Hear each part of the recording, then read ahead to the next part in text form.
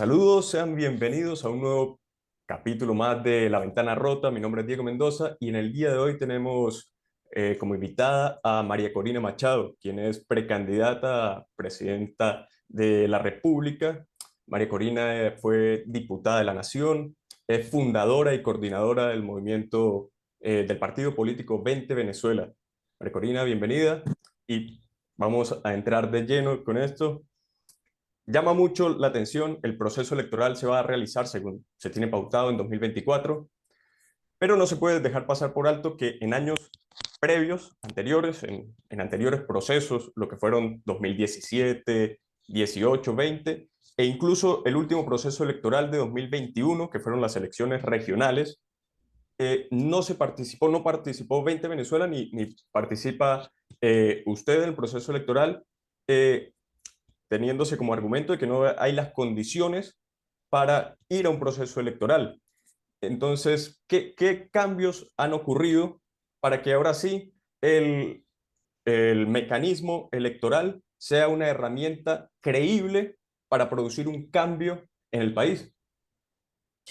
Bueno, muchas gracias por esta oportunidad, Diego. Un placer estar contigo, conversando contigo. Bueno, en el proceso electoral, en el sistema, no ha cambiado nada, es un desastre. Todos sabemos que está totalmente cooptado por el régimen, que es totalmente fraudulento y la sociedad venezolana no confía en él. Y el trabajo que se ha hecho de denuncia en estos años es precisamente ha servido para eso, para que el mundo entienda cuáles son los términos en que el régimen pretende legitimarse.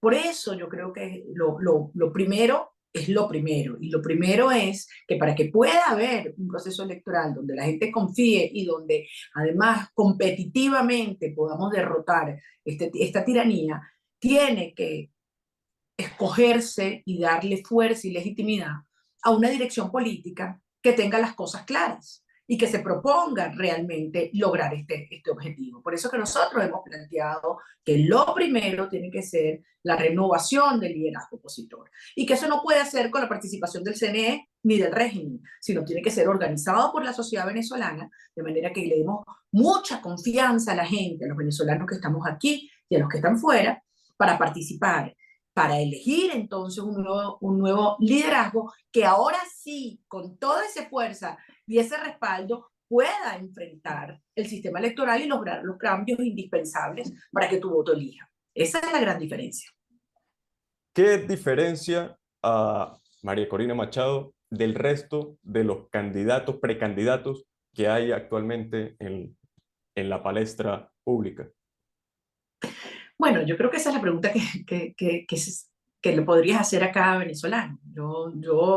A mí no me corresponde hablar de otras personas o otras propuestas, yo quiero hablar de la nuestra, y de lo que yo soy. Y ya son, concha, les Diego, más de 20 años luchando, ¿no? Y yo creo que la vida y las circunstancias nos han puesto a prueba y han servido para que cada persona pueda hacerse su propio juicio sobre quién es quién.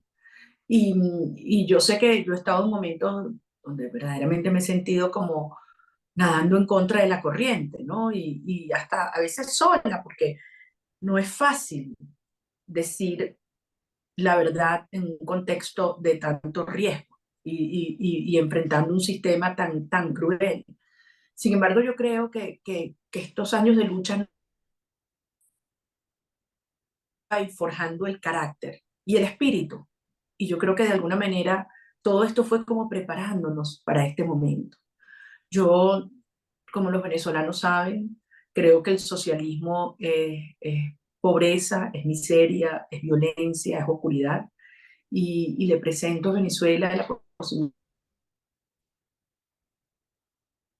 de un proceso de desarrollo del país no socialista, sino liberal. ¿Qué significa eso? Que el Estado no es el que manda, como es hoy, rico, todopoderoso, donde tenemos una sociedad rica, un país de propietarios, de emprendedores, de gente que puede vivir bien con su propio esfuerzo, ganándoselo uno con dignidad y no tener que mendigar nada. Yo creo que eso es una transformación total. Y yo creo que al final Venezuela hoy está ávida y lista para eso, para un país en la cual se va a generar riqueza. Yo quiero un país de gente rica, pero rica no solo en lo económico, también en lo intelectual, en lo espiritual, en lo cultural. Y tengo una enorme confianza en lo que somos capaces y vamos a hacer los venezolanos. Dentro de ese programa que usted maneja y que me comenta de reformas al Estado, ¿cuáles serían las principales medidas que se tendrían que tomar de manera más inmediata, más urgente, para producir cambios que generen realmente beneficios directos en los ciudadanos? Sí. Bueno, lo primero que hay que hacer es que nosotros no podemos tener una no moneda. Es decir, en Venezuela no hay moneda. Mira lo que está pasando en estos días. O sea, el país necesita que tu dinero valga, que tu dinero valga. La inflación es el robo y el saqueo histórico más grande que hace el Estado a los ciudadanos. Entonces, lo primero que tenemos que hacer es una moneda que valga. Y eso hay que tumbar la inflación. Y se puede hacer. Hay veces que la gente dice, después de tantos años de hiperinflación, eso es imposible. No, sí se puede hacer con una política monetaria y fiscal sensata, responsable. En segundo lugar, nosotros tenemos que generar numerosas fuentes de empleo en Venezuela. O sea, tienen que venir grandes y grandes inversiones privadas, grandes, medianas, pequeñas, en empresas que están totalmente postradas. Imagínate lo que es Corpoelec, o lo que es CanTV, o lo que es la propia PDVSA. Y hay que meterle una inyección de recursos lícitos, limpios, decentes, dando además oportunidad de inversión a todos los venezolanos. Hay que ir a un proceso transparente y masivo de privatizaciones para que la gente pueda tener calidad de servicios. Tú estás dispuesto a pagar por lo que es de alta calidad y sobre todo si tú tienes además ingresos propios que te permiten vivir cómodamente. Y todo esto solo es posible, Diego, si tú tienes Estado de Derecho. ¿Qué significa esto? Que tú sabes que la propiedad privada es sagrada, que tú sabes que hay un sistema de justicia autónomo que hay que totalmente transformar, donde somos todos iguales frente a la ley y donde los malandros y los ladrones van presos. Entonces, es verdad que es una tarea gigantesca porque estamos en medio de una crisis humanitaria, donde la economía está destruida, donde el país está hipotecado, donde las guerrillas, los grupos de narcotráfico y el crimen se han apoderado de la mitad del territorio. Todo esto está pasando simultáneamente. Hay una crisis energética global, es decir, estamos en un momento muy complicado y por eso se necesita fuerza, claridad, honestidad, experiencia y la capacidad de armar equipos con los mejores, con los venezolanos más honestos y preparados, cada uno en sus respectivas áreas. Y que sea por mérito y no por conexiones o lealtades personales. En ese sentido, usted hace un momento decía que a veces incluso llegaba momentos en el que se sentía sola en la lucha que venía realizando. En un hipotético gobierno, ¿cómo generar alianzas? ¿Con quiénes poder gobernar, ¿no? ¿Con quiénes unificar fuerzas? Bueno, yo hoy debo decir que yo hoy no me siento sola, todo lo contrario, Diego, todo lo contrario. Sí hubo momentos difíciles, yo te puedo decir, hay momentos en los cuales yo me le enfrenté al régimen y más bien sentí que la gente como se apartaba, ¿no? Y todos sabemos por qué. Pero hoy no, todo lo contrario, más bien yo me siento, oye, conmovida y emocionada y agradecida de la cantidad de gente que se nos está acercando de todos los rincones de Venezuela, de otras organizaciones políticas, de organizaciones sociales, gente que nunca quiso saber de política o gente que no estaba de acuerdo conmigo, que estábamos en aceras contrarias y hoy se están acercando con el corazón abierto diciendo, "Ay, esta lucha tenemos que darla juntos", y yo, mira, Diego, con los brazos abiertos, hoy, porque al final esto no es un tema de partidos. O sea, estamos en un momento donde esto es un tema de ciudadanos. Yo creo que tenemos que concebirlo así. Esto no es un tema de colores, esto es un tema de valores. ¿Qué es lo que está en juego ahorita? ¿Tú te imaginas lo que significaría perder la oportunidad del 2024 y que el régimen se lave la cara y se legitime con actores internacionales? ¿Tú te imaginas lo que eso significaría para este país? Entonces, eso no podemos permitirlo. Y yo le digo a todos los venezolanos que mi propósito es la unión de la familia venezolana. de las familias venezolanas. De modo que como presidente de la República, esa es la gran tarea, unir a la sociedad venezolana en ese proyecto común, que es hacer de Venezuela el mejor país para vivir, para ahorrar, para invertir de todas las Américas. ¿Tiene dentro de su plan alguna propuesta que nos pueda comentar en materia petrolera, que es tan importante la actividad petrolera para la nación? Y me encanta que me plantees eso. ¿Sabes por qué? Porque nosotros vamos a convertir a Venezuela en el hub energético de las Américas. Óyeme bien, en el hub energético de las Américas. Y te estoy hablando desde hidrocarburos, petróleo y gas, hasta las energías alternativas. Cuando tú ves, por ejemplo, en energía eólica, el potencial que tiene Venezuela en zonas como La Guajira, Paraguaná, Coro, es la mejor que existe en toda esta zona, incluso mejor en su calidad que la que tienen los mejores lugares en Wyoming en los Estados Unidos. Pero además tenemos energía solar y además somos el noveno reservorio de agua del planeta. ¿Tú te imaginas lo que eso significa en la capacidad de a través de las hidro generar electricidad? O sea, ya va, aquí todo está por hacer. ¿Y qué significa? Que tú puedes apuntalar el desarrollo de otras industrias que son altas en consumo energético para que se instalen en Venezuela, no solamente las empresas básicas en Guayana, pero también que nosotros podamos llegar a exportar electricidad, exportar gas. Cuando tú piensas que Colombia tiene más de 1.500 ciudades y pueblos con gasoductos, es decir, donde las tuberías de gas te llegan a tu casa y donde la gente no tiene que apelar ni sufrir por una bombona. Y que en Venezuela, y Colombia no tiene gas. Y nosotros que sí tenemos gas, ¿sabes cuántas ciudades tenemos? 3 y media. 3 y media. Esto es una locura. Entonces, eso es parte de la transformación energética, desde la generación hasta la calidad de vida. Decirle a los venezolanos, tú vas a tener gas en tu casa. Y ni te cuento, Diego, la cantidad de empleo privado que va a generar todo este enorme proyecto de gasificar por tuberías nuestra nación. Precisamente quería preguntar, todo este proyecto de desarrollo nuevamente de la industria petrolera en el país se haría en un mercado donde intervengan capitales privados nacionales e internacionales a través nuevamente de esa política de concesiones. Pero absolutamente, ¿de dónde más va a salir la plata? Aquellos que dicen que quieren volver a convertir a PDVSA, lo que era antes, señores, que le digan a los venezolanos de dónde Carrizo piensan sacar los reales, porque PDVSA la saquearon y la quebraron. Y los recursos muy limitados que hoy tiene Venezuela, más la deuda que la multiplicaron por 8, tenemos que invertirlo realmente en donde, en mi criterio, es la prioridad en este momento: salud, educación, justicia, seguridad.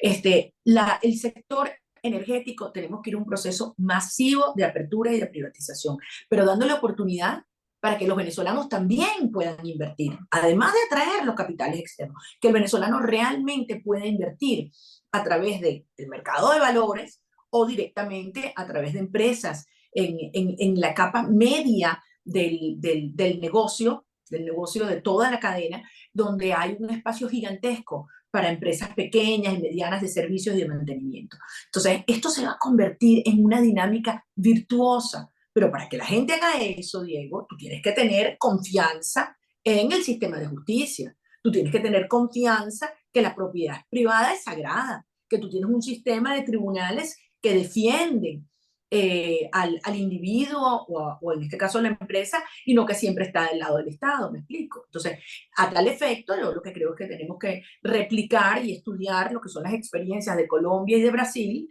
obviamente mejoradas por los años y los resultados obtenidos de una Agencia Nacional de Hidrocarburos que nos permita asegurarnos que en toda esta operación privada hay transparencia, hay genuina competencia, hay cumplimiento de las responsabilidades con el ambiente, con los trabajadores y por supuesto con el fisco.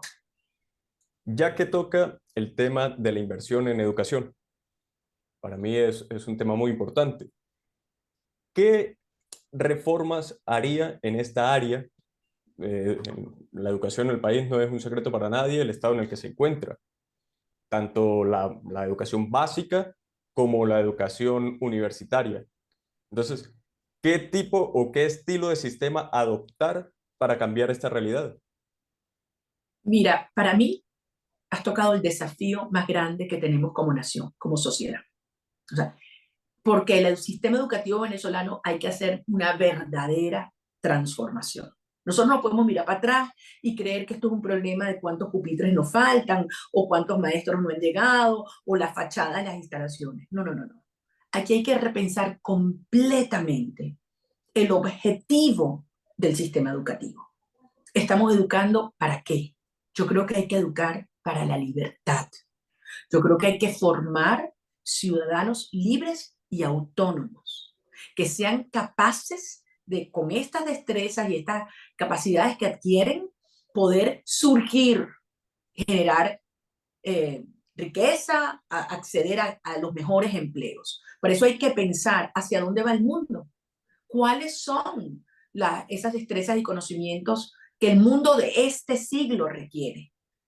Y tú vas a concluir rápidamente que nuestros muchachos todos tienen que aprender a hablar inglés, que nuestros niños y jóvenes tienen que poder manejar destrezas digitales y de computación, que tienen que poder manejarse y ser asertivos en la creación de equipos, en poder construir dinámicas con personas que están en todas partes del mundo. ¿Me explico? O sea, es una transformación a lo que antes se formaban los jóvenes o los muchachos. Pero además, después de esta experiencia que hemos vivido, yo creo que es fundamental la formación en valores, en dar el ejemplo, en que surjan personas que tengan claramente la diferencia entre el bien y el mal, entre la importancia de la colaboración dentro de un ambiente, sí, de competitividad. Entonces yo creo que eso es lo fundamental, entender el contenido de lo que nosotros vamos a darle a nuestros niños.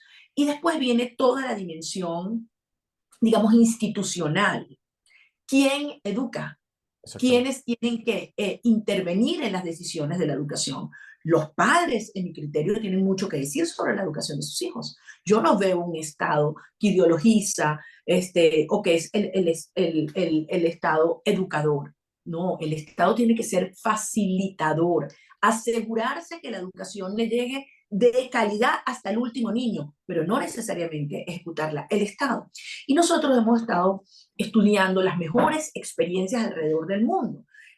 Yo he estudiado mucho el caso, por ejemplo, chileno, la transformación del sistema educativo chileno y que todavía tiene muchas cosas que mejorar, pero donde tú has visto el aumento importantísimo en la cobertura educativa y en la inclusión, ir cerrando las brechas entre los niños que nacen en las familias con mayores posibilidades de dar la educación y los nuestros muchachitos en zonas más populares, porque hay que darles oportunidades a todos. Entonces, estos que tuvieron quizás menos oportunidad en su casa o sus padres estaban menos formados ellos mismos, necesitan un acompañamiento mayor para que pueda haber equidad en oportunidad. No, yo soy una creyente en el sistema de cupones o de voucher en el cual la inversión que hacemos, la inversión pública en educación va directo al estudiante y no al plantel que provee la educación. De manera que tú le puedes dar al estudiante la libertad de escoger, en este caso de sus padres o representantes, a qué escuela desea ir. Y vas generando una dinámica de competencias entre las escuelas públicas y privadas para que vaya mejorando la calidad, mientras también va aumentando el pago a los maestros y a los docentes. Yo creo que es un sistema virtuoso porque tiene los incentivos correctos. Eso en educación se puede aplicar también en salud, lo podemos aplicar también en la atención a los adultos mayores, a los niños en edad maternal. Es decir, es la lógica del mercado, de la competencia, de las oportunidades, de la transparencia aplicado a los servicios sociales. Sí, un sistema de libre mercado por completo. Absoluta. Así es. ¿Hay algún tipo de plan especial para lo que son los estados fronterizos? No puedo dejar pasar por alto que, bueno, en los estados, sobre todo en esta frontera compartida con Colombia, hay enormes problemas de seguridad, pero también son lugares donde hay mucho comercio, ¿no? Entonces, ¿qué planes desarrollar en estos estados para atender estos dos elementos, comercio y seguridad? Mira, Diego, tú sabes lo que a mí me ha preocupado la situación de nuestra frontera. He estado tantas veces recorriendo la frontera en el Táchira, en Apure, en el Zulia, y es lo que tú dices, porque es el contraste brutal entre lo que puede ser y lo que tenemos que lograr y lo que se ha convertido hoy en día.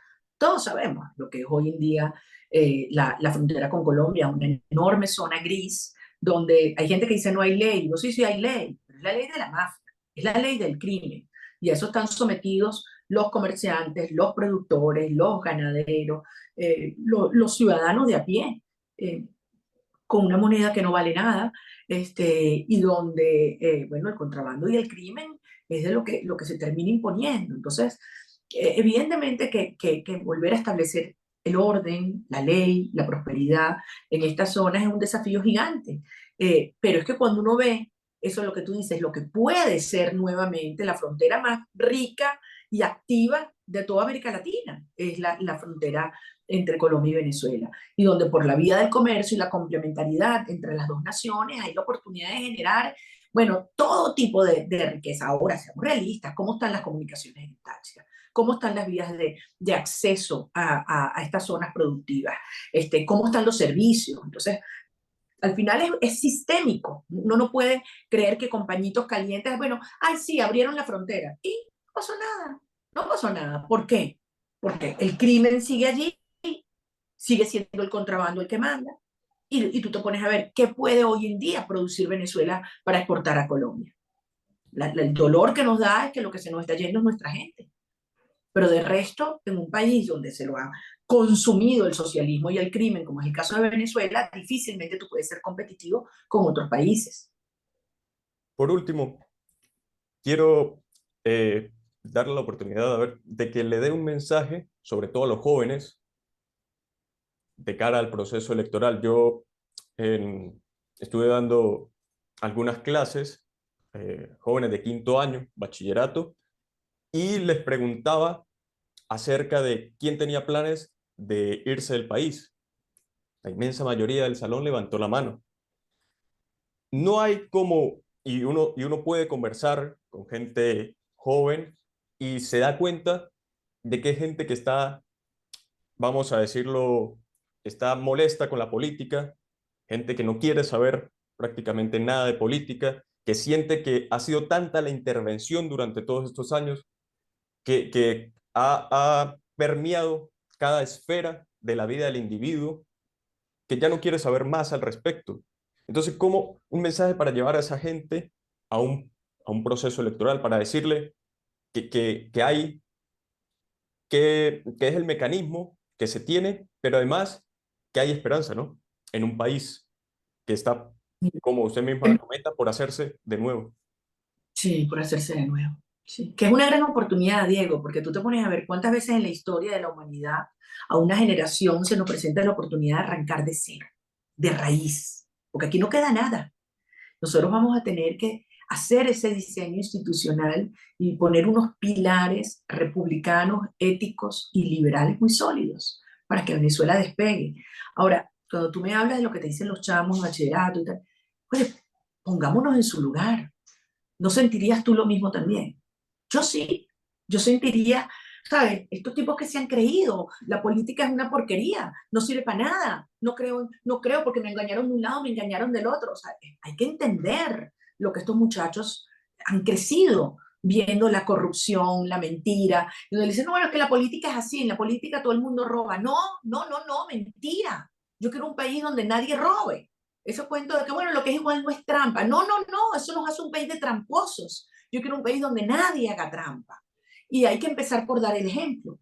Y yo sí creo que es un momento donde, oye, tenemos que hacer todo un esfuerzo de vida para restablecer la confianza. Y sobre todo pensando en esos muchachos que con razón están diciendo, oye, no tengo futuro, aquí no tengo futuro. Me han cerrado todas las oportunidades y no se quieren ir porque adoran a su país como nosotros, pero no están viendo un futuro aquí. Entonces, mi obsesión es lograr no solo que estos muchachos no se vayan, sino que los que se han ido regresen.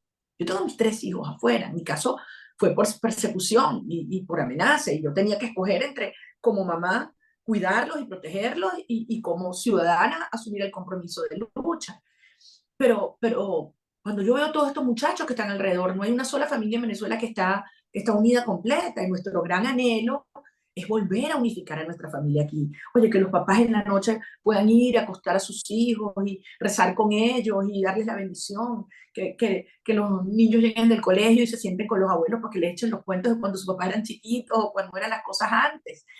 Sentarse con sus amigos, a soñar en el futuro, hacer grandes proyectos aquí, de surgir, de echar para adelante. Ahora, todo eso es posible si nosotros en este momento juntos damos este paso y derrotamos este sistema.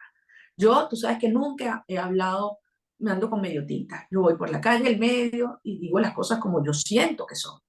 Nosotros estamos enfrentando un monstruo. Y Sí. el 2024 es un sistema que está totalmente cooptado, corrompido y fraudulento. Si nosotros queremos derrotar ese sistema, tenemos que crear una fuerza enorme. Y siento que la primaria es la oportunidad para que el que no le guste esa clase política pueda barrer con ella,